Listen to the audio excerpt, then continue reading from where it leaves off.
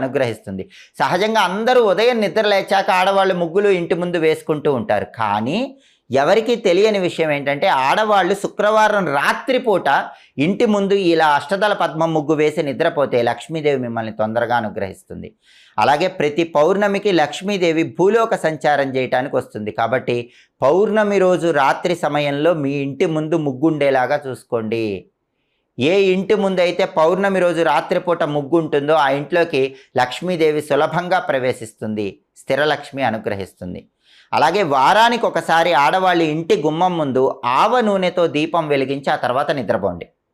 రాత్రి నిద్రపోయే ముందు గుమ్మం బయట ప్రమిదలో ఆవ నూనె పోసి దీపం పెట్టి ఆ తర్వాత నిద్రపోతే ఇంట్లో ఉన్న నెగిటివ్ ఎనర్జీ మొత్తం తొలగిపోతుంది, లక్ష్మీ కటాక్షం సంపూర్ణంగా కలుగుతుంది. అలాగే ఆడవాళ్ళు తప్పకుండా పూజ గదిలో రాత్రి నిద్రపోయే ముందు ఒక విధి విధానం పాటించాలి. ఆ రోజు పూజ చేసిన పూలుంటే కనుక వాటిని మొత్తం